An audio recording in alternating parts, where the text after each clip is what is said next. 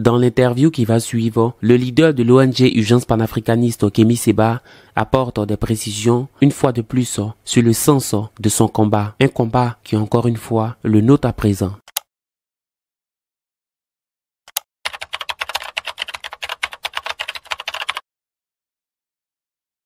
Bonjour à toutes et à tous et bienvenue dans la grande interview sur RT en français. Je reçois aujourd'hui Kémy Séba, président de l'ONG Urgence panafricaniste et écrivain.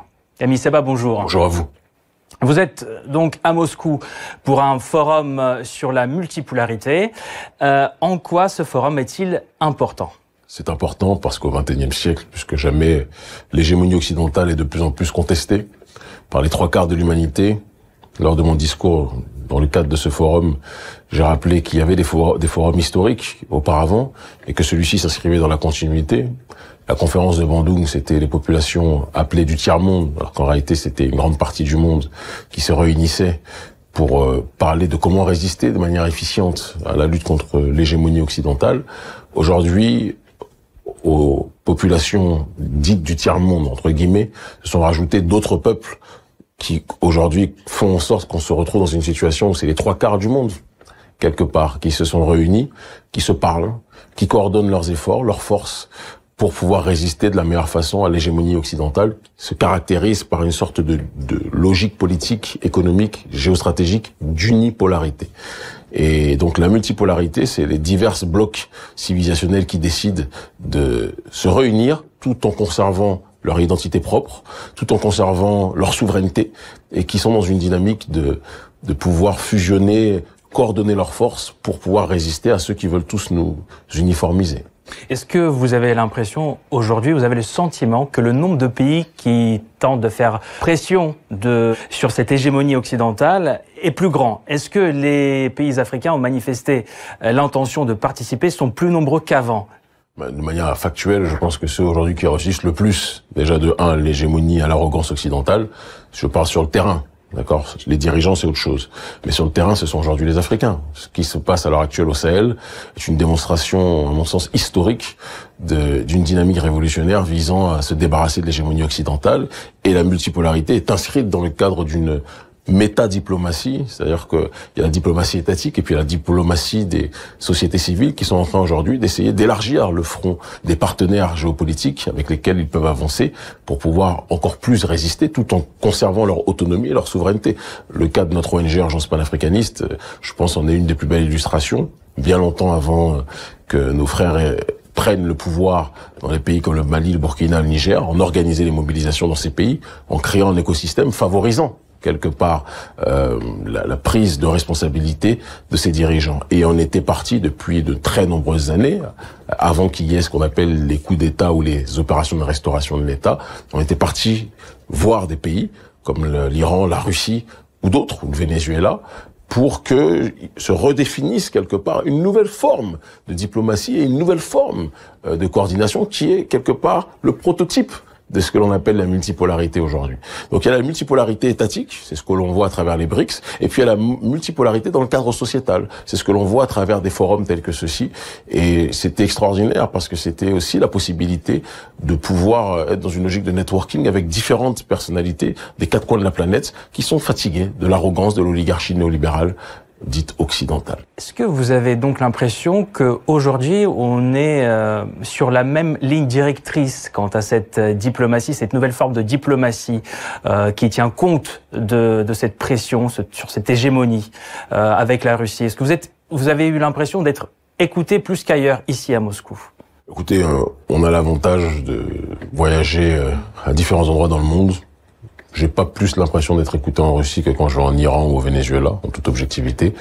On est dans une dynamique justement multipolaire et pas de changer un pôle pour un autre. Donc c'est-à-dire que on ne veut pas d'une hégémonie occidentale et de la même façon on le dit clairement, on ne veut pas non plus d'une hégémonie d'un autre pôle, qu'il soit russe, chinois ou autre. Par contre, lorsque j'essaie de faire un comparatif entre les réceptions de nos discours que l'on peut voir et entendre du côté de l'Iran, que l'on peut voir ou entendre du côté de la Russie, de la Turquie, du Venezuela, de Cuba ou de la Chine, dans un autre ordre d'idées, objectivement, je pense qu'il y a en effet une dynamique nouvelle qui est en train de se dérouler avec un respect beaucoup plus important vis-à-vis des discours souverainistes dans ce que l'on appelle le Sud global.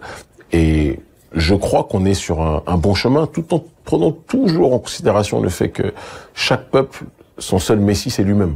Ça ne sera pas quelqu'un d'autre. Et c'est une erreur sur laquelle on ne tombera pas. Ça serait de passer d'un colon que l'on veut faire partir à d'autres partenaires qu'on va prendre pour des sauveurs au lieu de les prendre pour ce qu'ils sont, des partenaires. Chaque peuple, chaque nation dans le monde agit dans une dynamique géopolitique dans le cadre de partenariat. Il n'y a pas d'autarcie en politique. On reviendra sur cette question de partenariat justement plus tard. On parle beaucoup de néocolonialisme à l'égard des pays africains actuellement.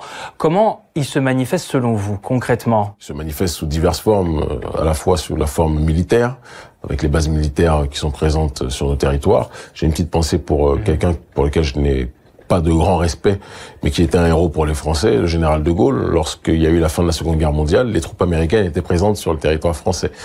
Et le général de Gaulle, qui avait fini de se cacher à Londres, il a décidé de ressortir quand la guerre était finie, il s'est retrouvé sur le terrain français.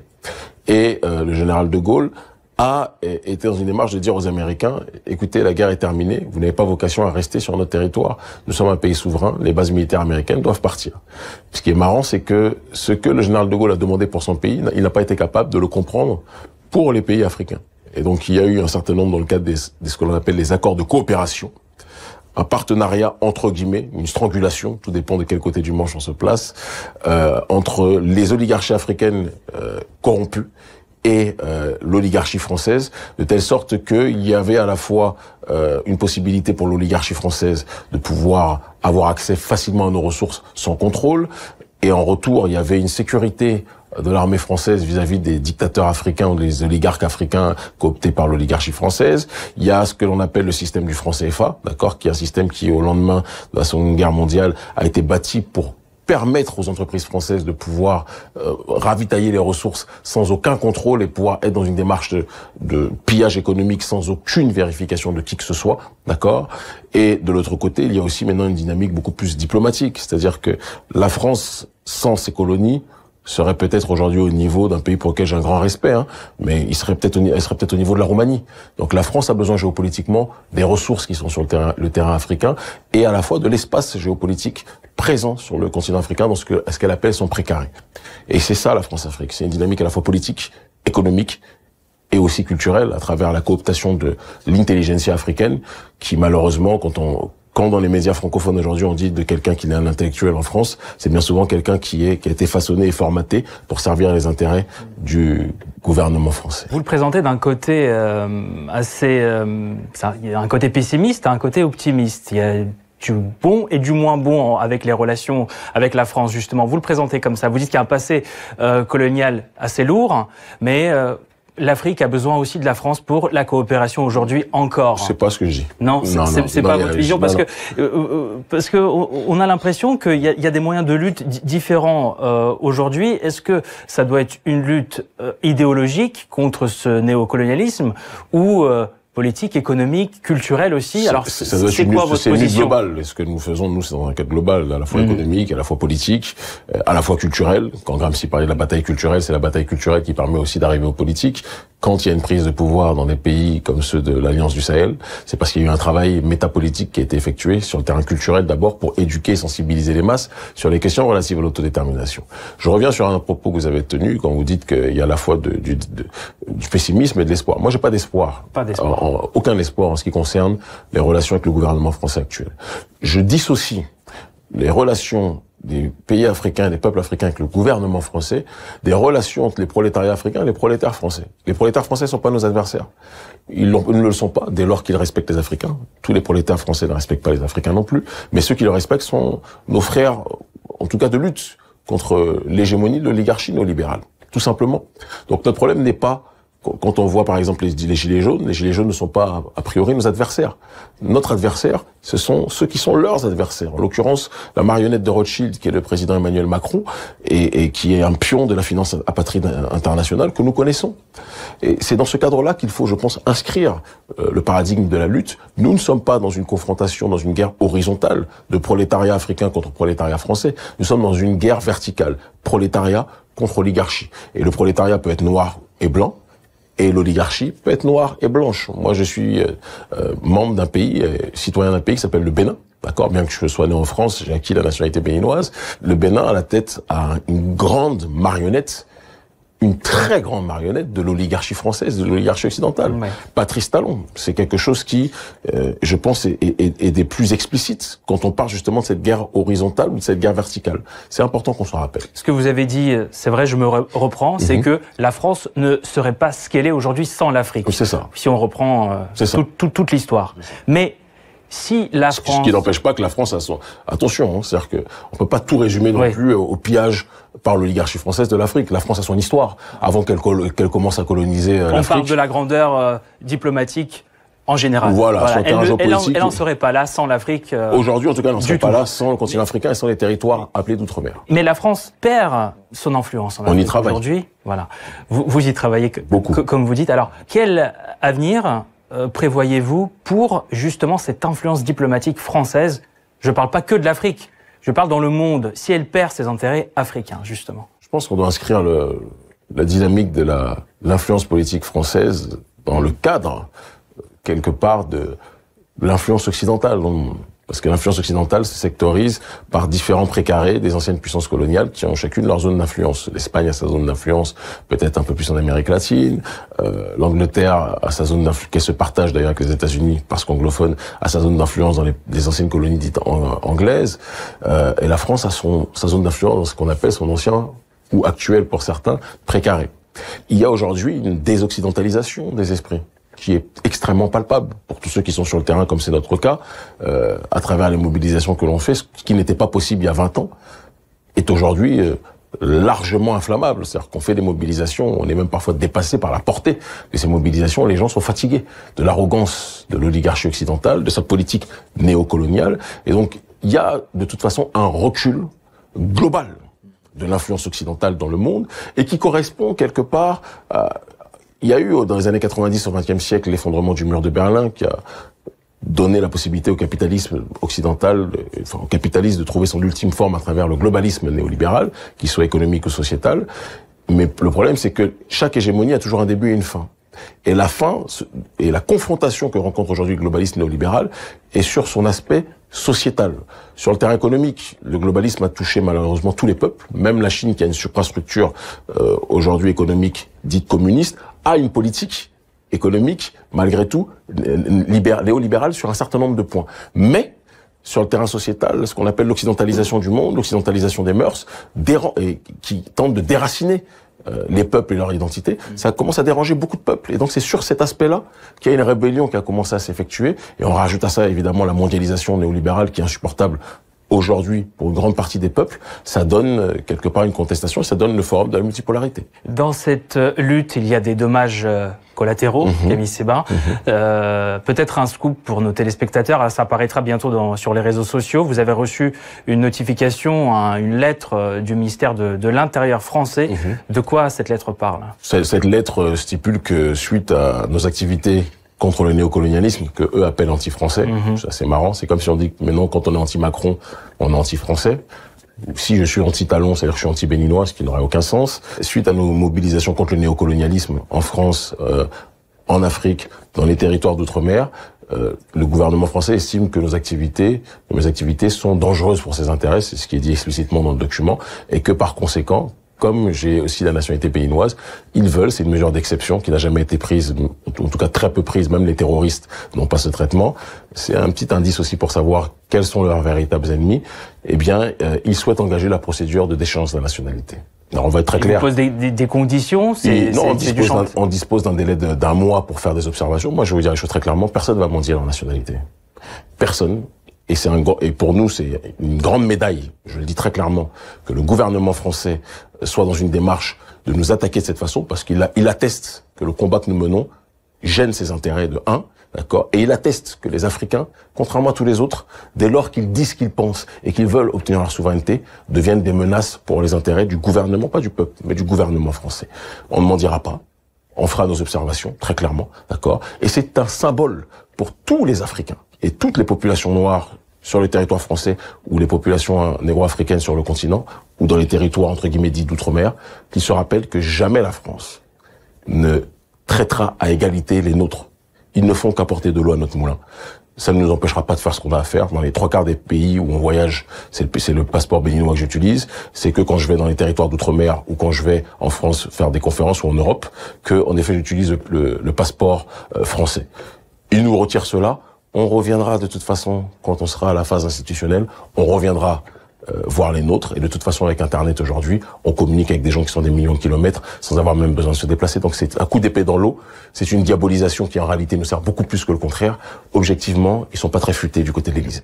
Donc un nouveau combat qui s'engage, mais qui est pour vous plus une distinction de votre travail. C'est un ballon d'or dans le cadre de la géopolitique, cette déchéance. Dans cette lutte, est-ce que vous avez des partenaires que vous privilégiez plus que d'autres aujourd'hui? Les relations entre le continent africain et la Russie, certains pays d'Afrique se réchauffent, sont plus proches que jamais. Qu'est-ce que vous en pensez? Est-ce que la Russie a son rôle à y jouer? Comme j'ai dit, je ne veux pas être dans une relation un pays, un continent. Je pense qu'il faut être dans une diversification des relations et des connexions géopolitiques. Et donc, j'inscris le partenariat avec la Russie dans le cadre d'un partenariat plus général avec les nations qui ne sont pas alignées vis-à-vis de l'hégémonie occidentale, qui refusent cette hégémonie occidentale. Et donc, on est tout aussi proche du gouvernement iranien, on est tout aussi proche du Venezuela, on en revient, on est tout aussi proche de Cuba. Je pense qu'il est dangereux lorsqu'on quitte un système hégémonique de se lier uniquement à un type de partenaire, même si celui-ci peut être différent. Et donc, nous, notre stratégie, c'est de créer un écosystème hostile à l'hégémonie occidentale en diversifiant les partenariats et en ayant une équidistance entre chacun. Donc, c'est ce qui fait que vous pouvez nous voir, la Turquie n'a pas toujours des bonnes relations avec la Russie ou avec d'autres. Parfois, c'est des bonnes relations. La Turquie, c'est mitigé. C'est mitigé, mais nous... C'est pas des mauvaises relations. Tout à fait. C'est pas non plus des magnifiques, ça dépend des moments. Nous, on n'a aucun problème quand on doit parler avec le gouvernement turc, à parler avec le gouvernement turc. On n'a aucun problème quand on doit parler avec le gouvernement russe, avec les autorités russes, à parler avec les autorités russes. On n'a aucun problème quand on doit parler avec les autorités iraniennes, à parler avec les autorités iraniennes. Le plus important pour nous, ce sont nos intérêts. Voilà. Et je pense que c'est très important qu'on puisse le rappeler de cette façon. Ce qui prime pour la nouvelle génération africaine, c'est qu'elle puisse faire avancer son agenda. C'est un agenda d'autodétermination, de souveraineté. La prochaine étape pour d'autres pays, c'est qu'ils puissent rejoindre les États de l'Alliance du Sahel, parce qu'il y a le Mali, le Burkina, le Niger, où on a beaucoup contribué pour arriver à ces basculements et permettre l'établissement de nouveaux régimes. Mais c'est pas une fin en soi. C'est-à-dire que ça, c'est un début. Le plus important pour nous, c'est que bon nombre d'autres pays rejoignent ces pays-là. Et donc, il y a un travail de fond qui est à faire au Bénin, Côte d'Ivoire, au Togo, etc., etc. Et puisqu'on fait cette interview ici à Moscou, je voudrais quand même approfondir les relations avec la Fédération de Russie. Selon vous, comment elles ont évolué ces dernières années? Est-ce que vous y voyez une dynamique? Est-ce que la population africaine est prête pour cette dynamique? Moi, je pense que la population africaine est prête à tout pour sortir de l'escarcelle de la France-Afrique. Ça ne veut pas dire qu'elle va rentrer dans une autre escarcelle, mais elle veut quelque chose qui lui ressemble beaucoup plus. Quelque chose qui soit beaucoup plus à l'écoute de son sentiment et de sa volonté de souveraineté. Je pense que ça me paraît logique. Et dans ce sens-là, n'oublions pas que durant la période des indépendances, on a eu des partenaires qui étaient là pour accompagner notre combat anticolonialiste. L'Union soviétique était dans cette démarche-là. Donc aujourd'hui, il y a un continuum, avec prudence quand même. Je pense que c'est important qu'on le dise. Prudence parce que c'est hypersensible cette question de souveraineté et on ne veut pas être instrumentalisé par qui que ce soit. Mais évidemment que les cœurs de nombreuses populations africaines sont plus tournés, ont une oreille plus attentive en tout cas vis-à-vis de la Russie qu'ils n'ont vis-à-vis de l'Occident. C'est évident. Mais ça s'inscrit, comme je le dis, dans un partenariat beaucoup plus large. Alors, pensez-vous que la sortie, dans ce cas-là, du Niger, du Mali, du Burkina Faso, de la CEDEAO était justifiée? Qu'est-ce qui a conduit à cette sortie? Et est-ce que ces partenariats pourraient être remplacés dans un futur? C'est complètement justifié à partir du moment où la CEDEAO a échoué dans sa mission. La CEDEAO était censée être la communauté économique des États d'Afrique de l'Ouest. C'est devenu la coopération économique et égoïste aussi des dictateurs d'Afrique de l'Ouest, d'autocrates pilotés par l'Occident, de dirigeants dirigés qui ne sont pas en adéquation avec les intérêts de souveraineté de leur population et de leurs administrés. Et donc, les populations de ces trois pays et les organisations panafricanistes, dont la nôtre en première ligne, ont contribué à faire basculer quelque part l'opinion publique des pays d'Afrique de l'Ouest dits francophones, et cela a entraîné une dynamique à mon sens beaucoup plus souverainiste, et l'AES me paraît être ce que la CEDEAO devait être, c'est-à-dire une communauté économique des États d'Afrique de l'Ouest qui sont dans une dynamique de souveraineté et qui ne sont pas dirigés par qui que ce soit, et qui cherchent d'autres partenariats, et je pense que c'est la voie de la raison en réalité plus que jamais, et que la CEDEAO est vouée à disparaître, et l'AES est vouée à devenir ce que la CEDEAO aurait dû être dès le départ. Et elle n'aurait jamais dû cesser d'être. Souveraineté, alors la souveraineté évidemment ne s'achète pas, mais la souveraineté est aussi sujettie à l'économie, parce que sans économie il n'y aura pas de souveraineté quand même. Est-ce que vous pensez que ces pays ont perdu économiquement parlant, je ne parle pas politique, parce que politique vous avez répondu, mais économiquement parlant, de cette sortie? D'avoir quitté cette organisation. Moi, je crois pas. Bon, officiellement, ils sont pas encore sortis. Ils ont émis le souhait de sortir, premier point, parce qu'apparemment, il y a un délai institutionnel pour que ça puisse s'opérer. Deuxièmement, je ne le pense pas, parce que les sanctions les appauvrissaient plus que, à partir du moment où on est dans une dynamique de refuser maintenant de se soumettre à cette logique de sanctions. Et je pense que sur ce terrain économique, c'est important aussi qu'on se rappelle que Kadhafi avait déjà trouvé une ligne très précise par rapport à cette réalité-là.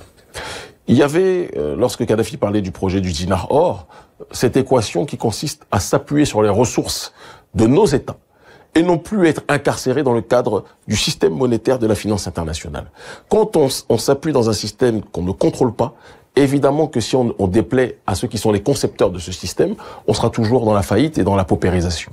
Mais si on prend à bras le corps le combat de la réappropriation de nos ressources... Là-dedans, vous vous êtes vu comme un contributeur, plus qu'un membre, un partenaire à part entière, c'est ce que vous dites. Là, vous contribuez à une organisation, vous payez le droit d'y être, vous êtes perçu comme ça, mais vous n'êtes pas perçu comme un membre à part entière, c'est ça que vous dites. Vous parlez des États par exemple, là, de la CEDEAO, oui. En l'occurrence. Non, mais la CEDEAO, qu'on soit très clair, c'est-à-dire que quand on est dans une structure dont l'agenda économique, dont l'agenda politique n'est pas dessiné et décidé dans ces pays, mais destiné et décidé dans les chancelleries européennes, c'est quelque chose qui pose problème, évidemment. Et je le dis, le Mali, le Burkina et le Niger, ce sont trois pays qu'on dit être les trois pays les plus pauvres, soi-disant, de la CEDEAO et de l'UMOA, soi-disant. Sauf que ces pays ont des ressources en or extrêmement importantes. L'or du Mali, c'est pas un mythe, c'est une réalité. Et dans d'autres ressources minières en tant que telles, ils sont là aussi très présents. Il y a du pétrole dans ces zones-là, c'est des choses qu'on ne dit pas. Au Niger, on a découvert là aussi des gisements extrêmement importants de pétrole qui pourraient faire en sorte que le Niger connaisse un bond stratosphérique dans les années à venir. Donc il y a des ressources qui sont là. Mais c'est la réappropriation de ces ressources qui permet, justement, on parle de l'uranium pour le Niger, qui a nourri en électricité la France et les pays occidentaux, mais qui n'a malheureusement pas contribué à nourrir les populations nigériennes. Eh bien, il y a une redirection et une restructuration de ce système visant à ce que ça puisse servir en priorité aux populations africaines de ces régions. Et je pense que c'est la voie du salut. Quand on parle de souveraineté, la réappropriation de nos ressources sur le terrain économique, c'est ça la base de la souveraineté économique en tant que telle. Et ces pays sont dans cette voie-là. Et je pense que c'est la voie et l'élan qu'on doit suivre pour tous. Kadhafi l'avait dit avec le dinar or, créer une monnaie qui s'appuie sur notre ressource minière majoritaire là où nous sommes, ou sur nos ressources qui nous rapportent le plus en réalité. Et je pense que c'est dans cette voie qu'on doit avancer. Vous êtes, Camille Seba, un des principaux prêcheurs du panafricanisme dans le monde. Est-ce que vous pouvez expliquer les principaux fondements de cette idéologie et nous dire pourquoi, selon vous, celle-ci est l'unique moteur du développement du continent aujourd'hui? Le panafricanisme, c'est l'unité des diverses formes d'africanité dans le but d'obtenir une collective souveraineté. Chaque peuple a ce qu'on appelle, comme le disait Don Helder Camara, sa théologie de la révolution. Notre théologie de la révolution, c'est quelque part cette idéologie qui est née dans la diaspora dans le cadre d'une confrontation violente avec l'oligarchie d'Occident à travers la révolution haïtienne, quand des descendants de différents esclaves africains, de différents Africains déportés, parce qu'ils n'étaient pas esclaves à la base, ils ont été faits esclaves, des gens du Bénin, du Dahomey, de mon pays, des gens de différents endroits, etc., se sont réunis pour pouvoir résister à une hégémonie de l'élite occidentale, ce qui s'est passé, c'est qu'ils ont transcendé leur clivage tribal, leur clivage ethnique et leur clivage religieux pour certains. D'accord ? Ils ont fait un pacte, un serment commun très important, et ils se sont tous vus comme étant issus d'une même famille. Et cette idéologie, cette matrice de la révolution haïtienne a par la suite nourri les esprits féconds de bon nombre des nôtres dans la diaspora pour construire et pour structurer une idéologie qui pourrait être une idéologie de révolution, de résistance et d'autodétermination pour les populations au départ négro-africaines et diasporiques. Et par la suite, ça s'est élargi, par exemple via des gens comme Nasser, ça s'est élargi par la suite à l'Afrique du Nord, mais à la base c'est une idéologie profondément négro-africaine. Aujourd'hui, c'est devenu l'idéologie majoritaire parce que les nouvelles générations comprennent qu'on est sur un continent dont les frontières ont été tracées durant la conférence de Berlin, 1884-1885, et que ces frontières-là n'ont rien à voir avec la réalité de nos identités. Il y a des ethnies dont le territoire et l'influence et la présence est étalée sur différents pays. Elles ne reconnaissent pas ces frontières. Ces frontières ne les concernent pas. Et quand on va même plus loin, les diverses ethnies se rendent compte, comme le disait Cheikh Anta Diop, qu'on a un foyer civilisationnel commun. Comme je l'explique dans mon dernier livre, Philosophie de la panafricanité fondamentale, il peut y avoir une multitude de branches, mais il y a un tronc commun. Et quand on étudie l'histoire, on se rend compte que ce tronc commun nous ramène à une identité originelle de fait, qui est une identité commune. Et c'est ça, ce que je conceptualise comme étant la panafricanité, c'est revenir à nous-mêmes pour comprendre notre unicité dans la multiplicité. C'est ce qui fait la différence et ce qui nous permettra, à mon sens, d'avancer. Est-ce que vous pensez que cette idéologie, le panafricanisme, pourrait être le ciment d'une structure, peut-être d'une alliance politique qui regrouperait plusieurs pays d'Afrique, mais au-delà du politique, une alliance économique, sociale, culturelle, qui rassemblerait plusieurs pays, pour justement défendre ses intérêts dans le monde face à d'autres organisations, par exemple? Écoutez, c'est ce qu'était censé être l'Union africaine, c'est ce qu'elle n'a pas été. C'est ce que sont en train de devenir un certain nombre de structures de la nouvelle génération, dont par exemple celle que je préside, d'Urgence panafricaniste, qui est une organisation à la fois politique, culturelle, géostratégique, économique aussi, et qui s'étend partout où les populations africaines dans le monde, en Amérique du Sud, en Afrique, en Occident, en Asie, au Moyen-Orient, sont installées.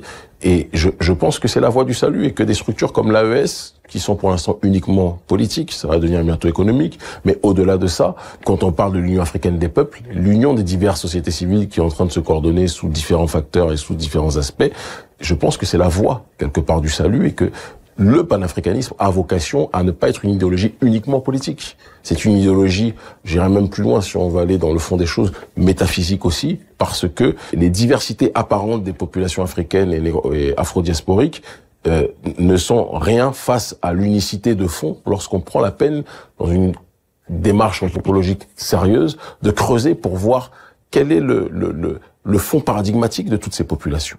Donc, le panafricanisme est une idéologie totale, quand on prend la peine de s'en imprégner réellement et de ne pas simplement rester dans le cadre de se gargariser des faits passés. C'est la spécialité des historiens qui aiment répéter le passé, mais ne pas construire le présent ni le futur. Or, la dynamique, c'est d'être capable d'oser inventer l'avenir, comme disait Thomas Sankara, en comprenant le passé, mais en tirant les leçons pour être capable de résister au présent. Vous avez dit le tronc commun. Mais est-ce qu'il y a le tronc commun pour l'économie, pour la culture? Parce que il y a énormément de diversité en Afrique. Tout à fait, mais quand je suis en Russie... Les économies ne sont pas toutes au même niveau aujourd'hui. Donc comment faire? Mais bon, moi j'ai pris le taxi à plusieurs reprises, de très nombreuses fois que je vais en Russie. Oui. La diversité des cultures en Russie est très très grande aussi. On voit toutes les ethnies en Russie, enfin presque toutes. On voit des populations dites entre guillemets asiatiques, on voit des populations caucasiennes, yeux bleus, cheveux blonds, on voit des populations aux cheveux noirs très typées. Donc c'est un pays qui là aussi nous rappelle que la diversité n'empêche pas l'unité. Il y a des économies diverses. La Tchétchénie, je pense qu'il y a des économies qui sont différentes sur certains points que dans d'autres régions de Russie, etc. Mais le tout, je pense, ça doit être une vision globale.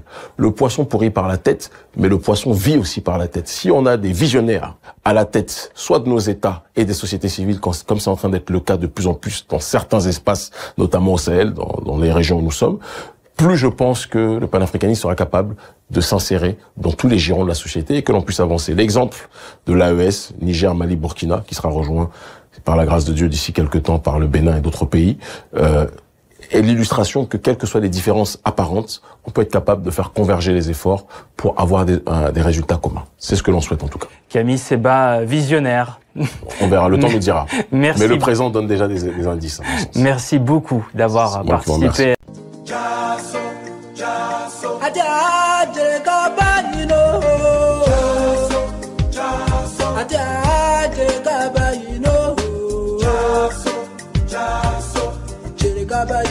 Jere Gaba, you know.